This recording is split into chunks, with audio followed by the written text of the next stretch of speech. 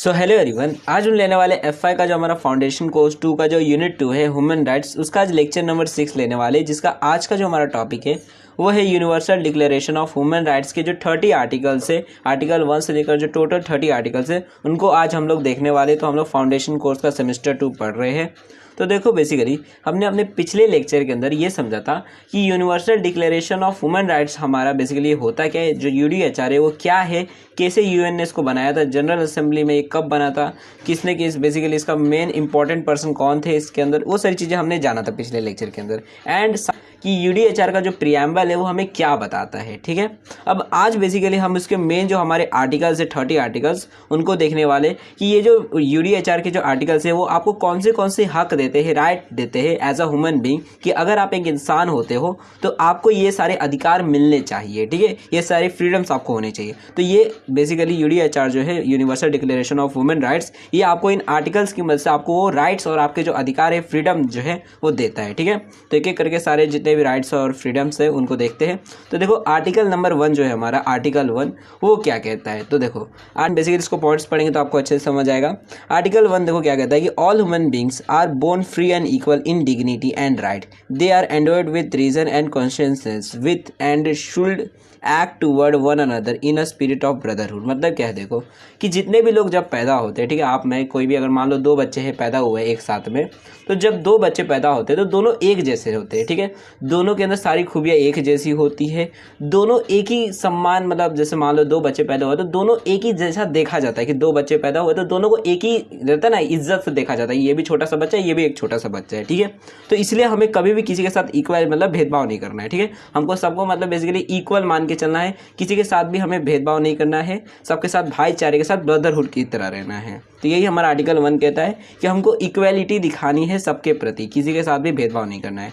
तो ये first article कहता है इक्वालिटी के ऊपर है। ठीक है, उसके बाद देखो आर्टिकल 2 क्या कहता है। हमारा आर्टिकल 2 कहता है everyone is entitled to all the rights and freedom set forth in this declaration without distinction of any kind such as race, colour, sex, language, religion, political और अदर ओपिनियन, नेशनल और social origin, property, birth और other status. मतलब क्या है, देखो कि कोई भी आदमी जो है उसको बेसिकली कह सकते हो, यहाँ पर लिखा हुआ है कि कोई भी आदमी जो है उसके साथ हमें किसी भी प्रकार का भेदभाव नहीं करना है, ये डिक्लेरेशन के जो भी राइट्स है उनको देने के टाइम पे। मतलब क्या कि अगर कोई मान लो आदमी छोटी जात का है, बड़ी जात का है, चाहे कोई भी हो, काला हो, गोरा हो, कोई भी भाषा बोलता हो, कोई भी देश का हो, कहीं पे भी पैदा हुआ हो, कोई भी उसका स्टेटस हो, चाहे वो गरीब हो अमीर हो, हमें किसी भी प्रकार का भेदभाव नहीं करना है। और जो जो उसके अधिकार है, राइट्स है, जो उसको मिलने चाहिए, वो एज अ ह्यूमन बीइंग सबको मिलने चाहिए। मतलब सबको इक्वली हमें डिस्ट्रीब्यूट करना है, बांटना है जो भी उनके अधिकार है।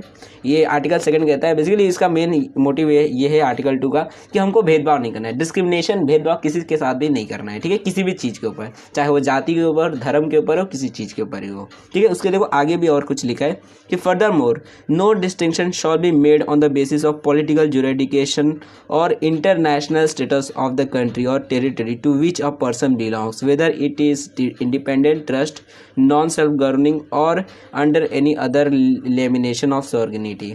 मतलब क्या है, देखो यहाँ पर बोला गया है कि साथ ही में आप जैसे मान लो कोई पाकिस्तानी और कोई इंडियन है। ठीक है, तो नॉर्मली हम ऐसा करते हैं ना कि कोई पाकिस्तानी रहेगा तो हम उसके साथ भेदभाव करेंगे। ठीक है, मतलब रहेगा कि हाँ भाई पाकिस्तानी, इसको भगाओ इधर से। और कोई इंडियन रहेगा, हमारा देश का रहेगा, चाहे वो हिंदू मुस्लिम कोई भी हो, अगर उसके सामने मान लो हम पाकिस्तानी को रख देते हैं तो हम उसके साथ उतना ज़्यादा मतलब अच्छी तरीके से बिहेव नहीं करेंगे। ठीक है, तो बेसिकली ये नहीं करना है। आर्टिकल 2 यही कहता है कि चाहे सामने कोई भी हो, कोई भी देश का हो, चाहे वो कोई भी बहुत बड़ा देश हो, हमें सबके साथ इक्वली ट्रीट करना है, किसी के साथ भी भेदभाव नहीं करना है। तो यही आर्टिकल 2 हमारा कहता है। ठीक है, तो आर्टिकल 1 कहता है इक्वालिटी के, सबके साथ हमें एक समान भाईचारे के साथ रहना चाहिए।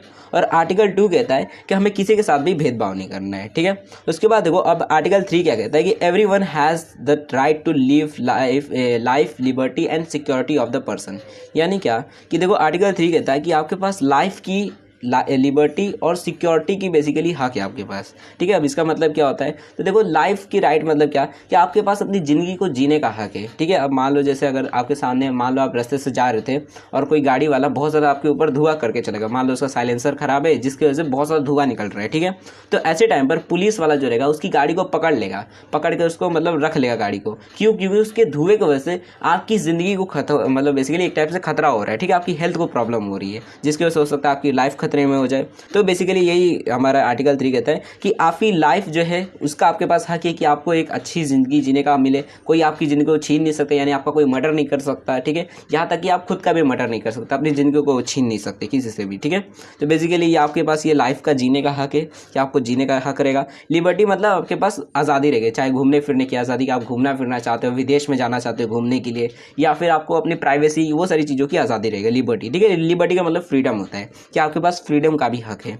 उसके बाद सिक्योरिटी का मतलब होता है कि आपको सिक्योरिटी मिले, इसका भी आपको हक होता है। जैसे कि अगर इंडिया में हो तो इंडिया में देखोगे तो मतलब बेसिकली जो फौजी लोग हैं हमारे या फिर पुलिस लोग होते तो आपको बचाने का, सिक्योर करने का काम करते हैं कि अगर मान लो कोई गुंडा रहेगा वो आपको परेशान कर रहा रहेगा, तो ऐसे टाइम पर आपकी जो सिक्योरिटी करने का काम जो रहेगा वो गवर्नमेंट उन पुलिस वालों की मदद से आपका करवाएगी, ठीक है। तो वो सिक्योरिटी का भी हक आपके पास है, ठीक है। तो ये बेसिकली आर्टिकल 3 कहता है कि आपके पास लाइफ, लिबर्टी मतलब फ्रीडम और सिक्योरिटी का हक है, ठीक है। बेसिकली ये आपके पास हक है, राइट्स है, ठीक है। आर्टिकल 4 देखो क्या कहता है। आर्टिकल 4 कहता है कि no one shall be held in slavery और servitude, slavery and the slave trade shall be prohibited in all their form. मतलब क्या कि अब आर्टिकल 4 बेसिकली कहता है कि अब आपको कोई भी गुलाम बना कर नहीं रख सकता, ठीक है। जैसे कि पहले होता ना गुलाम, मतलब राजा महाराजा लोग रहते थे कि अगर मान लो किसी दूसरे मतलब राज्य को जीत लेते थे तो वहाँ के लोगों को गुलाम बना कर रख लेते थे, कई बार होता था। या फिर जैसे अंग्रेज लोगों ने हमको गुलाम बना कर रखा था। तो जब ये बेसिकली अब आर्टिकल 4 आ गया, के लिए जो आर्टिकल 4 है ये क्या कहता है कि अब आपको कोई भी गुलाम बनाकर नहीं रख सकता, ठीक है। मतलब गुलाम नहीं रख सकते, या फिर आपको गुलाम बनाकर किसी को बेच नहीं सकता आपको, ठीक है। अब आप एक आज़ाद बन चुके हो क्योंकि आपको लिबर्टी मिल चुकी है, लाइफ की भी आज़ादी, फ्रीडम भी मिल चुकी है और सिक्योरिटी भी मिल चुकी है, ठीक है। तो बेसिकली यही आर्टिकल 4 हमारा कहता है कि आपको बेसिकली आप कोई भी गुलाम बना के नहीं रखेगा, स्लेवरी में नहीं रख सकता, फ्रीडम फ्रॉम स्लेवरी। उसके बाद आर्टिकल 5 क्या कहता है कि no one shall be subjected to torture और क्रूअल, इनह्यूमन और डी रिगार्डिंग ट्रीटमेंट और पनिशमेंट। कि आपके साथ कोई भी मतलब आपको टॉर्चर नहीं कर सकता। जैसे कि अगर मान लो कि अगर आपको मान लो कोई गुलाम बना कर रखता है, ठीक है, तभी ना आपको टॉर्चर करेगा। जैसे अगर मान लो कि आपको किसी ने गुलाम बना कर रखा, जैसे अंग्रेज लोगों ने हमको गुलाम बना कर रखा था, तो लोग हमें टॉर्चर भी काफ़ी ज़्यादा करते थे, हमको मारते थे, पीटते थे, ठीक है, किसी किसी को मार भी देते थे गोली से। तो वो टॉर्चर हम लोगों को करते थे। लेकिन क्योंकि अब आर्टिकल 4 कहता है कि अब आपको कोई गुलाम बना के नहीं रख सकता, तो इसलिए देखोगे एक टाइप से तो अब हम उतना ज़्यादा टॉर्चर भी नहीं होते। इसलिए देखोगे हमारे जो स्कूल देखोगे तो बच्चे लोगों को पीटना जो है एक तरह से बैन कर दिया गया है। वहाँ पर आप बच्चों को पीट नहीं सकते, पनिश नहीं कर सकते, मार नहीं सकते, ठीक है। तो टॉर्चर करने को भी बेसिकली एक तरह से देखोगे तो इसको भी प्रोहिबिट कर दिया गया है, बैन कर दिया गया है कि अब कोई भी किसी को टॉर्चर नहीं कर सकता है। बट कुछ सिनेरियो में कि अगर आप कोई गलत काम कर रहे हो, मान लो आपने कोई बहुत बड़े क्रिमिनल हो, कोई चोरी या फिर मान लो किसी का मर्डर कर दिया है, तो ऐसे टाइप पर पुलिस आपको टॉर्चर कर सकती है। वो भी देखोगे तो एक तरह से टॉर्चर जो रहता है, जो पुलिस आपको मारती है रिमांड में, तो एक तरह से देखो तो वो भी गलती होता है, ठीक है। मतलब लॉ के हिसाब से पुलिस आपको नहीं मार सकती है, ठीक है, बट वो लोग मारते हैं ताकि वो आपसे सच उगवा सके। तो आर्टिकल 5 यही कहता है कि आपको कोई भी टॉर्चर नहीं कर सकता, आपको कोई भी मार पीट नहीं सकता, आपको कोई भी पनिश नहीं कर सकता, ठीक है। उसके बाद देखो आर्टिकल 6 क्या कहता है कि आर्टिकल 6 कहता है कि everyone has the right to recognize everywhere as a person before the law, ठीक है। बेसिकली देखो पर्सन बिफोर द लॉ मतलब क्या, देखो बिफोर का मतलब क्या होता है, पीछे, ठीक है। मतलब बिफोर मतलब सामने, जैसे कोई भी चीज़ है तो उसके बिफोर मतलब उससे पहले, जो उससे पीछे था, ठीक है, उसके पीछे। तो पर्सन बिफोर मतलब कि पर्सन जो है, आदमी जो है, उसके पीछे लॉ है, ठीक है। यानी लॉ के आगे कौन है, तो इंसान है। तो बेसिकली इसका मतलब ये हो गया कि लॉ के सामने जो है बेसिकली जितने भी लोग हैं सब एज अ पर्सन रिकॉग्नाइज होंगे, माने जाएंगे। कि कोई भी आदमी हो, चाहे वो नेताजी का बेटा हो, वो एमएलए का बेटा हो, चाहे वो अंबानी का बेटा हो, ठीक है, कोई भी हो, कोई फर्क नहीं पड़ता, उसको एज अ पर्सन माना जाएगा और दोनों की बातों को एक ही जैसा समझा जाएगा कि ये चाहे आप किसी का भी बेटा हो, दोनों को एक ही जैसी वैल्यू दी जाएगी। जो सजा इसके लिए होगी वो सजा उसको भी दी जाएगी, ठीक है। तो बेसिकली यही कहा जा रहा है कि आर्टिकल 6 कहता है कि कानून के सामने, बेसिकली कानून की नज़रों में आप जो है बस एक इंसान, एक पर्सन की जैसा देखा जाओगे, आपको कोई अलग से ट्रीट नहीं किया जाएगा, ठीक है।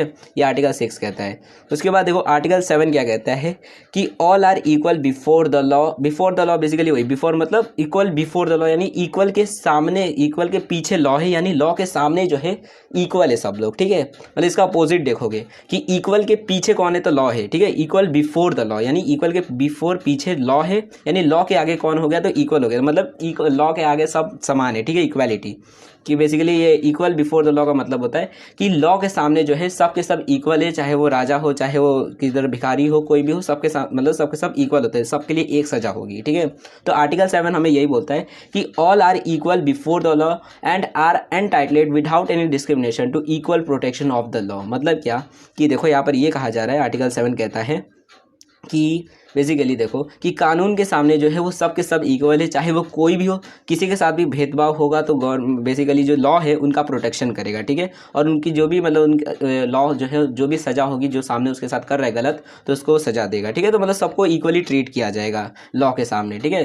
जैसे आपने देखा होगा ना, जो जस्टिस लेडी होती है, देखा होगा फिल्मों में कि एक औरत रहती है जो हाथ में तराजू ली रहती है और ऐसे हाथ में तलवार ली रहती है और आँख में पट्टी बंधी रहती है, ठीक है।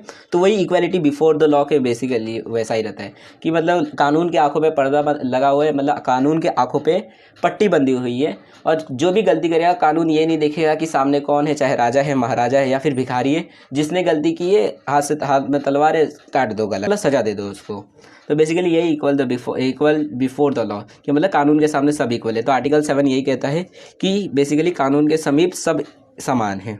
उसके बाद देखो आर्टिकल 8 क्या कहता है कि everyone has the right to an effective remedy by the component national tribunals for act violating the fundamental rights granted him by the constitution और बाय द लॉ। मतलब क्या है, जैसे कि एग्जांपल लेते हैं, जैसे मान लो कि सरकार जो है, गवर्नमेंट जो है वो एक रेलवे का ट्रैक बिछा रही है, ठीक है, मतलब रेलवे लेके जाने के लिए रेलवे का ट्रैक बिछा रही है। अब रास्ते में मान लो आपका घर है और गवर्नमेंट को वो घर चाहिए ताकि मतलब घर को तोड़ सके और वहाँ पर रेलवे का लाइन बिछा सके, ठीक है। अब ऐसे टाइम पर क्या होगा कि गवर्नमेंट आपसे वो घर आपका छीन लेगी, ले लेगी, ठीक है। आप नहीं दोगे तो वो छीन लेगी आपसे, आप बेसिकली छीन लेगी, ठीक है। अब ऐसे टाइम पर देखोगे तो आपका ये कैसे देखो तो आपकी जो प्रॉपर्टी का हक है, आपने प्रॉपर्टी खरीदी थी और गवर्नमेंट ने आपसे छीन ली, तो आपका ये जो राइट है जो आपसे छीन लिया गया है, तो इसका भुगतान कौन देगा? तो बेसिकली जो भी नेशनल ट्रिब्यूनल्स होते हैं, मतलब जो भी आपको न्यायपालिका होते रहता ना, कोर्ट हमारा, तो वो आपको आपका जो भी भुगतान रहेगा, आपके जो भी राइट्स छीने गए उसके वजह से जो भी आपको लॉस हुआ है, तो उसका भुगतान जो है, रेमेडी जो है, वो बेसिकली नेशनल ट्रिब्यूनल्स जो भी कोर्ट हो गया हमारा वो देगी आपको, ठीक है।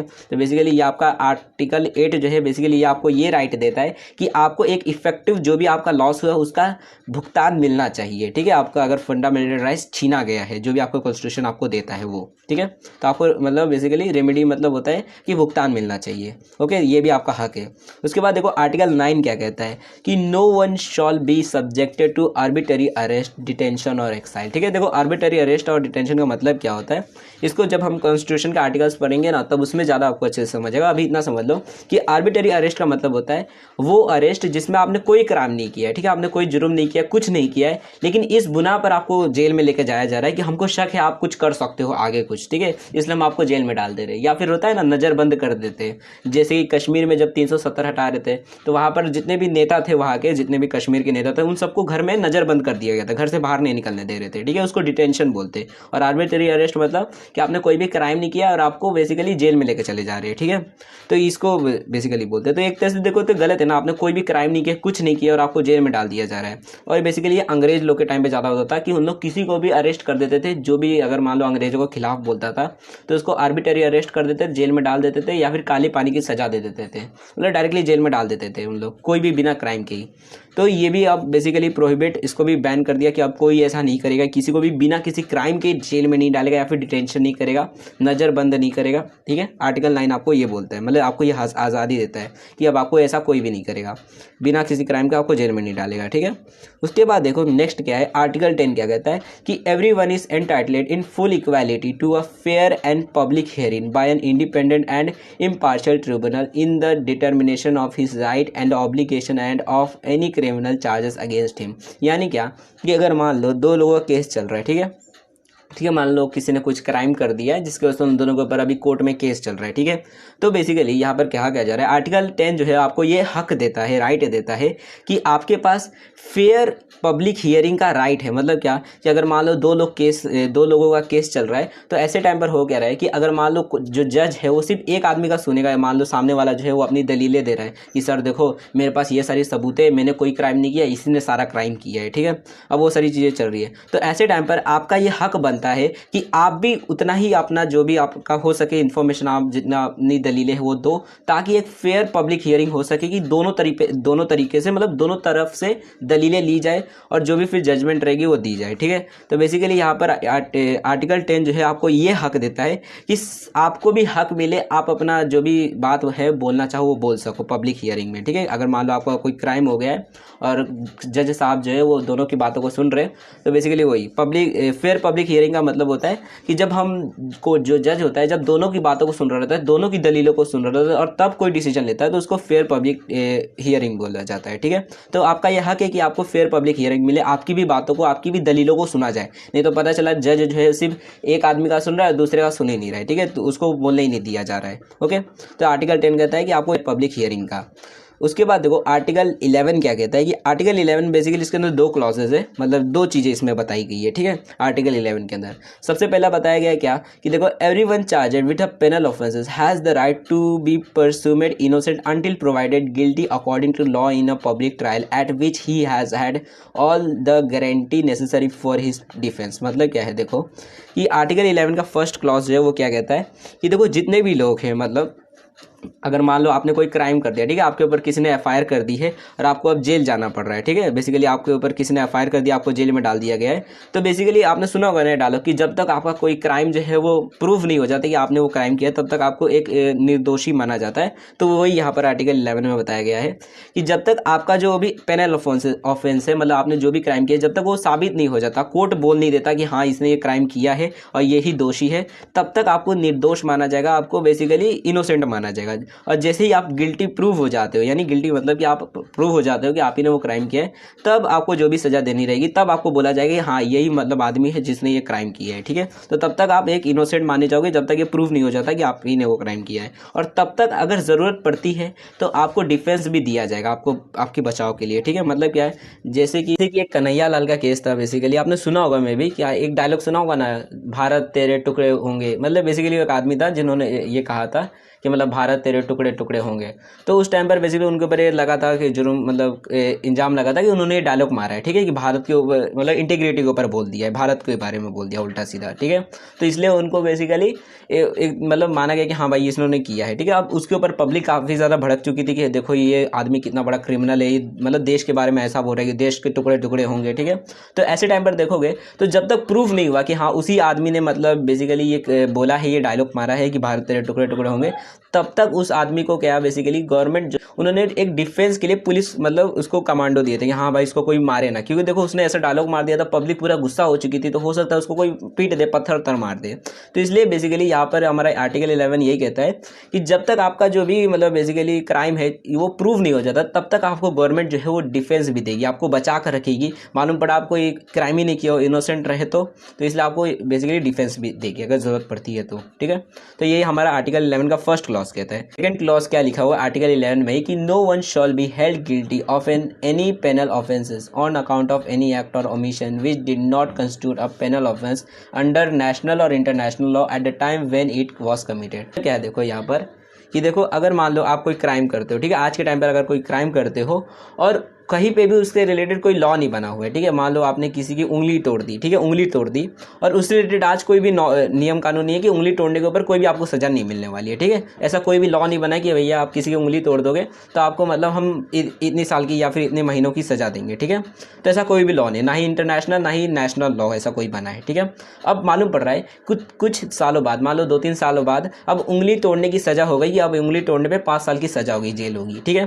तो ऐसे टाइम पर जज जो रहेगा वो आपको सजा नहीं सुना सकता, क्योंकि आपने जिस टाइम पर बेसिकली क्राइम किया था उस टाइम पर उससे रिलेटेड कोई भी लॉ नहीं बना था। ठीक है, तो इसलिए देखा जाएगा बेसिकली इसका मतलब ये है कि जिस टाइम पर आप क्राइम करते हो उस टाइम पर जो भी लॉ बना रहेगा उससे रिलेटेड, अगर उस टाइम पर आपको क्राइम लॉ बना है तो ठीक, जो भी आपको सजा रहेगी उतनी ही आपको मिलेगी, और अगर लॉ नहीं बना हुआ है तो आपको बेसिकली सजा नहीं दी जा सकती। ठीक है, मतलब नया टाइम पर जो भी लॉ बना है वो पुराने क्राइम के लिए इस्तेमाल नहीं किया जा सकता है। जिस टाइम पर आपने क्राइम किया है उसी टाइम का लॉ जो रहेगा वो आपके ऊपर बेसिकली लगाया जाएगा। ठीक है, तो बेसिकली यही है कि अगर आपने जिस टाइम पे क्राइम किया और उस टाइम पे मान लो उससे रिलेटेड कोई भी लॉ ही नहीं बना हुआ है और आज लॉ बन गया, तो वो लॉ के हिसाब से आज आपको सजा नहीं दी जा सकती। उस टाइम पे जो भी लॉ था कि उस टाइम पर आपको कोई सजा नहीं मिल सकती, तो आपको नहीं मिलेगी सजा। ठीक है, उसके आगे देखो क्या लिखा है, nor shall heavier penalty be imposed than the one that was applicable at the time when penal offences was committed. कि मतलब बेसिकली यही है कि अगर मान लो पहले के टाइम पे, जैसे अगर मान लो आज के टाइम पर उंगली तोड़ने की मान लो जैसे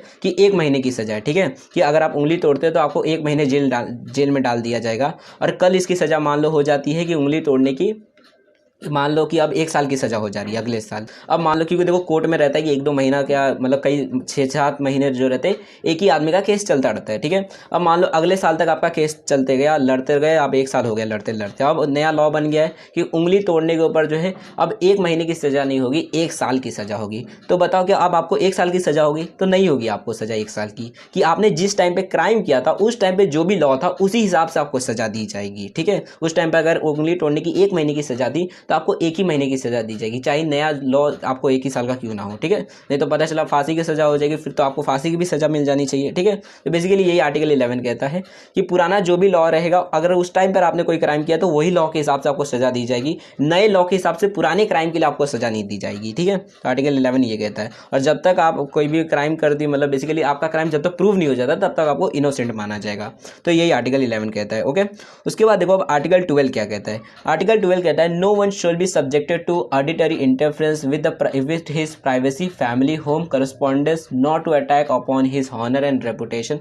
Everyone has the right to the protection of the law against such interference or attacks. मतलब क्या है कि बेसिकली यहाँ पर प्राइवेसी की बात की गई है कि कोई भी आपकी प्राइवेसी में इंटरफेयर नहीं कर सकता, ठीक है। जैसे अगर मान लो आप मोबाइल चला रहे हो और अगर आप मान लो जैसे आप मोबाइल चला रहे हो और रास्ते से चल रहे थे, आपका बाजू वाला कोई बोल रहा है ये अपना मोबाइल का पासवर्ड बता मेरे को, ठीक है। और ऐसे टाइम पर देखो तो ये आपकी प्राइवेसी चीज़ है, तो आप चाहो तो नहीं भी बताओगे कोई फर्क नहीं पड़ता। मान लो आप स्कूल में मोबाइल लिए हो और टीचर आपसे मोबाइल का पासवर्ड मांग रहा है, मोबाइल का पासवर्ड बताइए, या फिर ये पूछ रहा है बता मोबाइल में क्या क्या डाउनलोड करके रखा है, तो आप चाहो तो उसे नहीं भी बताते तो आपको कोई ऐसे जबरदस्ती कर सकता है। और अगर आपसे कोई जबरदस्ती करता है कि नहीं तू मेरे को बता तेरे मोबाइल में क्या है, तो आप चाहो तो उसके ऊपर केस भी कर सकते हो कि ये देखो ये मेरा जो प्राइवेसी का जो हक है वो मुझसे छीन रहा है, मेरे इंटरफेयर कर रहा है मेरे प्राइवेसी में, ठीक है। तो बेसिकली वैसे ही अगर मान लो आप फैमिली के साथ घर में हो, ठीक है, मान लो अपने वाइफ के साथ बेडरूम में सोए हुए आराम से और उस टाइम पर कोई आपके बेडरूम में झांक रहा है, तो वो भी आपकी प्राइवेसी का बेसिकली अटैक कर रहा है आपके प्राइवेसी के ऊपर, तो उस टाइम पर भी आप केस चाहो तो कर सकते हो उसके ऊपर कि देखो ये मेरी प्राइवेसी छीन रहा है, ठीक है। तो बेसिकली ऐसे टाइम पर जो हमारा लॉ रहेगा वो आपको आपकी प्राइवेसी देगा और आपके जो भी ऐसे अटैक करे आपको, मतलब जो भी आपकी प्राइवेसी को छीन रहे उनसे आपको प्रोटेक्ट करेगा, ठीक है। तो आर्टिकल 12 यही कहता है कि आपके पास प्राइवेसी का भी हक है कि आपकी कोई प्राइवेसी नहीं छीन सकता, और जो छीनेगा उसको लॉ जो रहेगा वो सजा देगा, ठीक है। उसके बाद देखो आर्टिकल 13 क्या कहता है कि everyone has the right to freedom of movement and residence within the border of each state. Basically देखो इसमें 2 क्लॉजेस है। आर्टिकल 13 जो है वो मूवमेंट के लिए कि आपको घूमने फिरने की आज़ादी है, ठीक है। तो क्लॉज 1 क्या कहता है कि देखो आप जो है आपके पास आज़ादी है कि आप अपने देश के अंदर कहीं भी घूम फिर सकते हो, मतलब चाहे जैसे अगर मान लो आप इंडिया मतलब जैसे मान लो महाराष्ट्र में हो, आप चाहते हो मैं कश्मीर घूम के आओ, ठीक है, तो आप आराम से जा सकते हो, आपको कोई नहीं रोक सकता। आप चाहते हो मैं उत्तर प्रदेश में चला जाऊँ घूमने के लिए, आप जा सकते हो, दिल्ली में जाना चाहते हो जा सकते हो, कोई नहीं रोकेगा, ठीक है आपको। तो यही आर्टिकल 30 का पहला क्लॉज कहता है कि आप अपने देश के अंदर कहीं भी घूमना चाहो तो घूम सकते हो।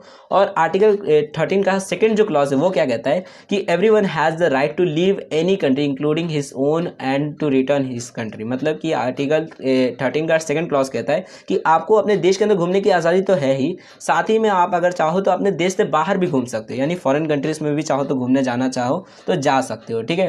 तो आर्टिकल 13 यही कहता है कि बेसिकली फर्स्ट क्लॉज आर्टिकल 13 का ये कहता है कि आप चाहो तो अपने देश के अंदर भी घूम सकते हो, कहीं पर भी घूमो, और अगर आप बाहर घूमना चाहते हो सेकंड क्लॉज कहता है कि आप बाहर भी घूम सकते हो, ठीक है, और मन कहे तो वापस भी आ सकते हो, कोई रुकावट नहीं है, ठीक है।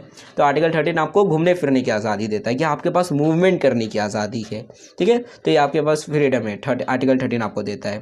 उसके बाद देखो अब आर्टिकल 14 क्या कहता है। आर्टिकल 14 कहता है कि everyone has the right to seek and to enjoy in other countries asylum from prosecution. मतलब कि अगर मान लो आप जैसे मान लो आप पाकिस्तान में हो, ठीक है, और आप एक हिंदू हो, देखो पाकिस्तान में कहो ना कहो लेकिन हिंदुओं को काफ़ी ज़्यादा परेशान किया जाता है, क्योंकि देखो वहाँ पर अगर देखोगे जब इस पाकिस्तान स्टार्टिंग में बना था तो वहाँ पर पॉपुलेशन हिंदुओं की काफ़ी ज़्यादा थी, और आप देखोगे तो बहुत ज़्यादा माइनॉरिटी में बहुत कम बचे हैं मतलब हिंदू लोग, ठीक है। तो वहाँ पर अगर आप मान लो हिंदू हो और आपको उसके आसपास के लोग आपको परेशान करते रहते हैं, आपको टॉर्चर करते रहते हैं, और आप चाहते हो उस देश को छोड़कर मैं भाग जाऊँ, मान लो आप अमेरिका चले गए या फिर कहीं पर भी सऊदीया वूदिया कहीं पर भी चले गए, तो ऐसे टाइम पर बेसिकली वो देश जो रहेगा वो आपको असाइलम मतलब होता है शरण दे देगा, ठीक है, आपको रख लेगा। अगर मान लो आपके देश में आपको परेशान किया जा रहा है, जैसे अफगानिस्तान से देखोगे काफ़ी सारे लोग भाग भाग के हमारे इंडिया के अंदर आते। जब देखोगे अगर जब बांग्लादेश आज़ाद हो रहा था तो उस टाइम पर देखोगे तो पाकिस्तान के जो लोग थे नहीं अपने फ़ौज लोग को उधर भेजे थे, तो उस टाइम पर देखो तो उनकी जो फ़ौज थी काफ़ी ज़्यादा बांग्लादेश के लोगों को मार रही थी, परेशान कर रही थी, जिसकी वजह से काफ़ी सारे बांग्लादेश के लोग भी जो थे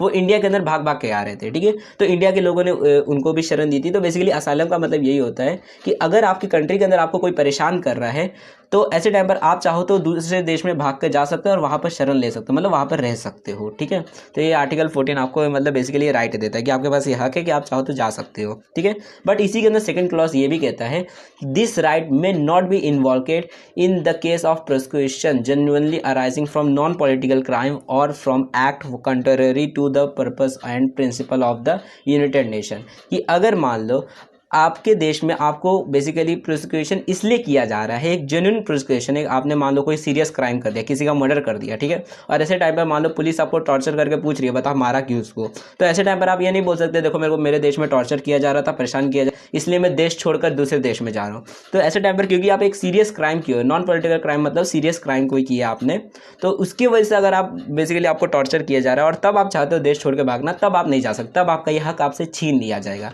तो ये सेकंड क्लॉज कहता है आर्टिकल 14 का। ठीक है, तो यही बेसिकली आर्टिकल 14 जो है वो असाइलम के ऊपर है कि अगर आप चाहो तो अपने देश को छोड़कर दूसरे देश में भी शरण ले सकते हो, लेकिन अगर आपने कोई भी सीरियस क्राइम नहीं किया है तब आप जा सकते हो। सीरियस क्राइम किया रहेगा तब आपको दूसरा देश नहीं लेगा। ठीक है, उसके बाद देखो आर्टिकल 15 क्या कहता है। आर्टिकल 15 में भी बेसिकली दो क्लॉजेस है। देखो इसके अंदर पहला क्लॉज क्या कहता है कि everyone has the right to the nationality. मतलब क्या कि आप हर एक के पास ये हक है कि अगर मान लो आप जैसे आप इंडिया में पैदा हुए तो आपको इंडिया की सिटीजनशिप मिलनी चाहिए, आपका ये अधिकार है, चाहे आप कोई भी रीजन को। ठीक है, मतलब बेसिकली जैसे आप इंडिया के हो तो आपके पास इंडिया का सिटीजनशिप है। ठीक है, तो बेसिकली ये पहला क्लॉज है कि आपके पास नेशनलिटी होनी चाहिए, मतलब आपके पास यह है कि आपको नेशनलिटी मिले। ठीक है, और दूसरा होता है, दूसरा क्लॉज क्या लिखा है कि no one shall be arbitrary deprived of his nationality. मतलब आपसे कोई भी आपकी नेशनलिटी को छीन नहीं सकता, not denied the right to change his nationality. और साथ ही में आप चाहो तो अगर मान लो आपका मन करता है कि मैं दूसरे देश की नेशनलिटी ले लूँ, जैसे ये अब सुंदर पिचाई थे, वो पहले इंडिया की नेशनलिटी उनके पास थी, मतलब पहले इंडियन थे, इंडियन सिटीजन थे,